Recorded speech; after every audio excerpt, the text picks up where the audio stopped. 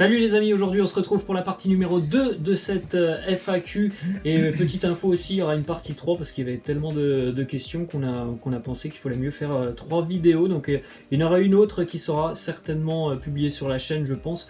Ce week-end on est reparti donc pour une nouvelle série de questions, il y en a encore une bonne dizaine sur cette vidéo. Donc c'est parti, première question de Stan, il te dit, penses-tu que l'Olympique de Marseille est capable de créer la surprise en Ligue des Champions comme Lyon?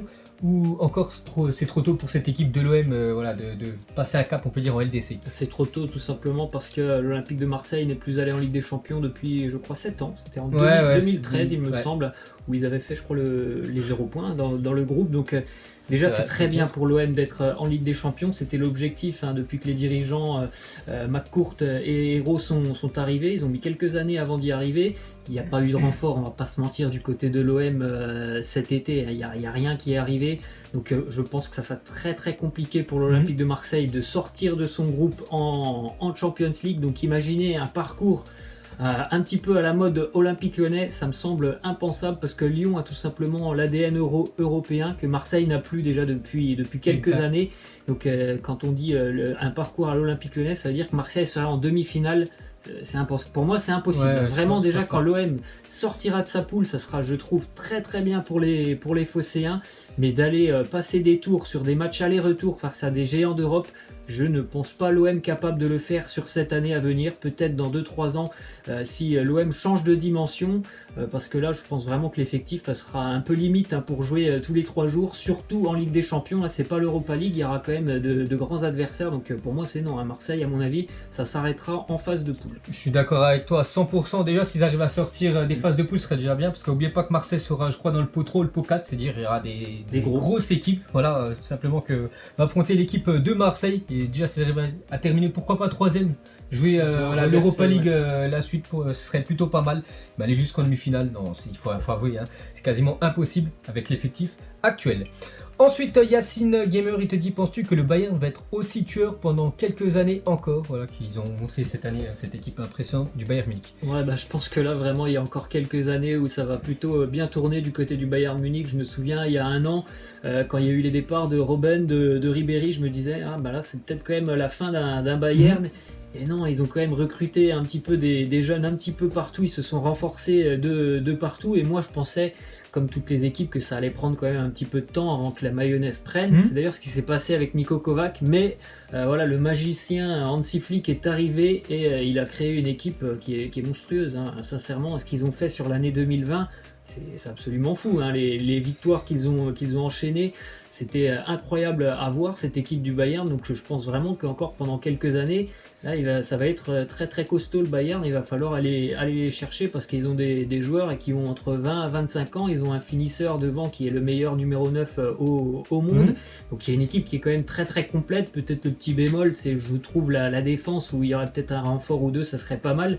Mais sinon, quand même, c'est une équipe qui est assez monstrueuse du côté de Munich. Ouais, t'as très bien résumé, et en plus, ils vont encore se renforcer avec l'arrivée, n'oubliez pas, de Leroy Sané, les gars. Sané, Coman, Serge Gnabry, c'est tout simplement impressionnant cette équipe du Bayern. Milieu de terrain, juste Thiago qui va quitter cette équipe. Parce que Thiago, c'est quand même un très bon joueur, c'est quand même une perte quand même pour cette équipe du Bayern, qui a tout simplement pas voulu prolonger l'Espagnol, je sais pas pourquoi. Bref, ils savent ce qu'ils font les dirigeants allemands. Mais c'est vrai qu'il y a moyen que le Bayern, les gars, pendant quelques années, de toute façon, depuis pas mal de temps, on sait que le Bayern à chaque fois c'est quasiment demi-finale à chaque année de Ligue des Champions, mais ça se peut que l'année prochaine les gars, s'ils continuent à produire le jeu qu'ils font actuellement, ils peuvent aller encore très loin en LDC, pourquoi pas de nouveau remporter ce trophée. Ensuite Marcelo, il te dit, penses-tu que Neuer, Müller, Lewandowski et Alaba peuvent finir leur carrière au Bayern Munich? Alors pour les 3 premiers, je pense que oui, ça peut se faire, surtout que Neuer et Müller, voilà, ce sont des Allemands.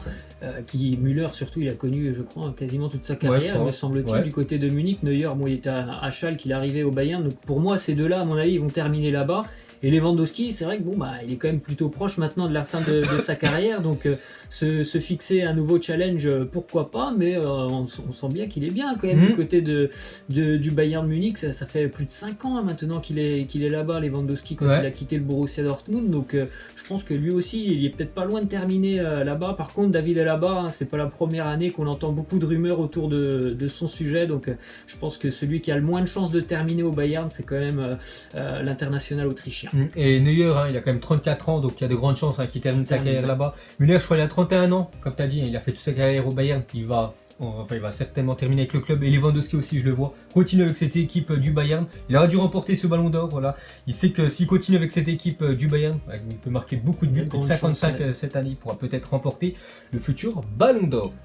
Ensuite, une question du Père Noël. Donc, bonjour le Père Noël. Tu préfères le Bayern de 2012-2013 ou celui de cette année? Ça c'est compliqué quand même de faire un comparatif entre les deux. Les deux étaient monstrueux. Après, moi j'ai quand même une préférence pour celui de 2012. Je l'ai trouvé quand même assez fort aussi avec Robben et Ribéry. C'était quand même assez marquant d'avoir ces deux joueurs. Puis cette finale, je me souviens, face au Borussia Dortmund, moi ça m'avait marqué aussi particulièrement, plus que celle contre Paris. Donc une petite préférence pour celui de 2012-2013. Ok. Et 2012-2013 a aussi fait le triplé, cette équipe du Bayern Munich. Ensuite, Special One, il te dit, pensez-vous que la Juventus peut faire le triplé la saison prochaine? Moi j'ai envie de dire non, parce que j'ai vu cette année qu'il manquait quand même beaucoup de choses à la Juve, donc il y aura certainement des renforts cet été, mais je trouve vraiment qu'il y a de gros manques quand même du côté turinois, surtout sur le milieu de terrain. Je suis pas convaincu du milieu de terrain. Il y a pas mal de joueurs. Pour moi, je trouve que ça manque un peu de créativité au milieu de terrain. On l'a vu face à l'Olympique Lyonnais, pas que face à l'Olympique Lyonnais en général. Il faut que Ronaldo soit dans un grand soir et que Dybala soit dans un grand soir pour qu'il y ait des occasions turinoises. Sinon, je suis pas hyper convaincu du milieu turinois. Après, j'espère vraiment qu'il y aura un gros changement sur le fond de jeu par rapport à Maurizio Sarri. Andrea Pirlo, c'est quand même une première expérience pour lui en tant qu'entraîneur. Donc, c'est sûr qu'il va avoir quand même une certaine pression sur ses épaules. Donc, j'attends des changements. Mais c'est vrai que c'est une première expérience. Donc, on peut pas trop savoir ce qui va se passer du côté turinois. Donc, réaliser un triplé l'année prochaine, ça me semble quand même très compliqué. Surtout aussi qu'il faudra penser à la Serie A, puisque l'Inter quand même s'est rapproché dangereusement cette année. Et à mon avis, l'année prochaine, ils seront encore certainement plus proches. Et je crois que c'est 9 Scudetto d'affilée pour l'équipe de la Juventus. Pourquoi pas faire 10? Déjà, actuellement, c'est le record, les gars. Jamais une équipe avait gagné 9 fois son championnat d'affilée, donc exceptionnel. Pourquoi pas essayer d'atteindre les 10 championnats, ce serait exceptionnel aussi.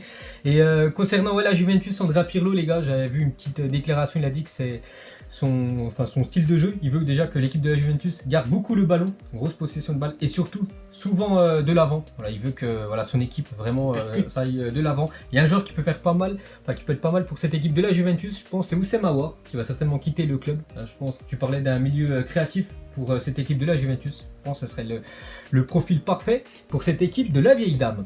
Ensuite, Monsieur B, inconnu, salut Robinho, penses-tu que le milieu du PSG est à la hauteur? Sinon, tes vidéos sont super contenues, donc merci inconnu. Je pense que tu nous parles du niveau Ligue des Champions. Alors moi, j'ai pas vraiment de problème avec le milieu de terrain parisien, seulement il faut que tout le monde soit là, et le problème c'est qu'à Paris, il y a souvent du monde qui est absent, et en général c'est quand même des blessures assez longues, où sur une année il y a toujours de gros pépins physiques pour Marco Verratti, qui est quand même un cadre du milieu de terrain. Il est très important sur le terrain. Le seul problème, c'est quoi, on l'a presque pas vu sur le Final 8.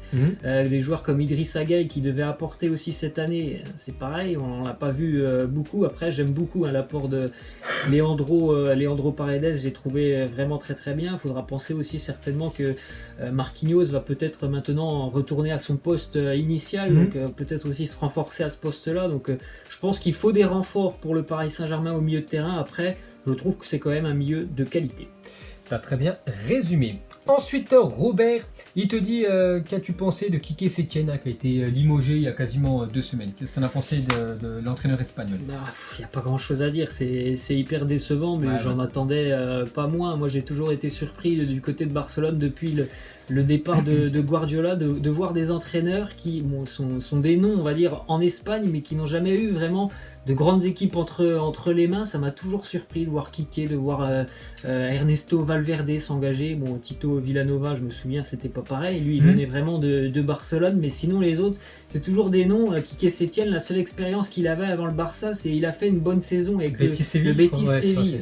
Sérieusement, le Betis Séville, c'est pas Barcelone. Donc, je pense déjà que Coman, c'est un nom qui porte un peu plus. Il a eu beaucoup d'équipes au cours de sa carrière. Donc voilà, c'est ce que j'en pense pense, de Quique Setién, c'est qu'il n'était pas taillé pour le FC Barcelone. Il y a eu des erreurs du côté des entraîneurs et des choix déjà depuis de nombreuses années. Après, il tombe aussi dans une époque où rien ne va du côté de Barcelone. Donc oui, il y a l'entraîneur, il y a le président, il n'y a rien qui va du côté de Barcelone. Donc c'était compliqué d'avoir des changements. Et ce qu'il voulait, Quique Setién, voilà, il l'avait dit quand il est arrivé, c'est vraiment avoir du 80% de possession à chaque match. Donc j'ai regardé moi les premiers matchs du Barça, c'est bien. En plus, ils ont galéré, ils gagnaient seulement 1-0. Mais le problème, c'est qu'ils n'avaient pas du tout à se créer des occasions. Ils avaient quasiment plus de 70% de possession. C'est bien d'avoir le ballon, mais si tu fais tourner entre les défenseurs avec le gardien, tu n'as aucune occasion, il n'y avait aucun mouvement devant. Voilà, c'est pas digne du FC Barcelone, c'est pas sous l'ère, tu te souviens, de Pep Guardiola avant.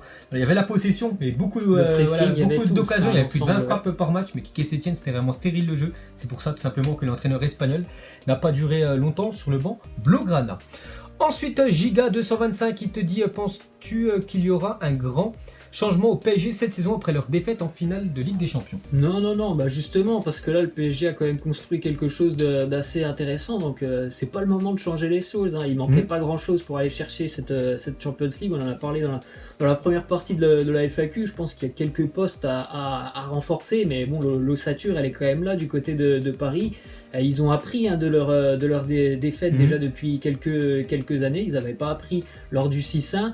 Ils ont appris, je pense, maintenant, et on l'a vu, le changement d'état d'esprit par rapport au match de Dortmund, le match aller et le match retour. C'est pas la même équipe, donc non, il n'y a pas grand-chose à changer du côté du Paris Saint-Germain. Et je pense pas qu'il y aura de très grands changements. Il me semble pas que Leonardo a prévu de bouleverser complètement l'effectif.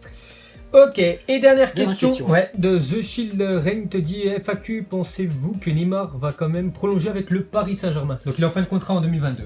En 2022, c'est dans 2 ans, donc moi j'ai du mal à me prononcer là-dessus, sur la prolongation de Neymar. Je pense que vraiment cette année elle peut être déterminante parce que ça va faire 4 ans maintenant l'année prochaine ça fera 4 ans qu'il sera là. S'il n'y a pas la victoire cette année en Ligue des Champions, je pense qu'il peut se dire pourquoi pas Barcelone, surtout que le Barça sera encore en reconstruction dans 1 an, donc il y aura certainement une porte ouverte aussi pour lui. Donc je pense vraiment que ça peut être une année décisive pour lui. Et après, vous le savez tous, aussi une prolongation, ça ne veut pas dire que le joueur ne partira pas. Donc ça change pas grand chose. Qu'il prolonge du côté du Paris Saint-Germain, il peut toujours partir. Donc je pense que ça sera une année décisive. On verra évidemment ce que le Paris Saint-Germain fera en Ligue des Champions. Ça sera évidemment déterminant pour l'avenir de Neymar. Voilà les amis, c'est la fin. C'était la dernière question. On se retrouvera donc dans quelques jours pour la partie 3. Nous, on vous laisse. On vous dit à la prochaine. Ciao.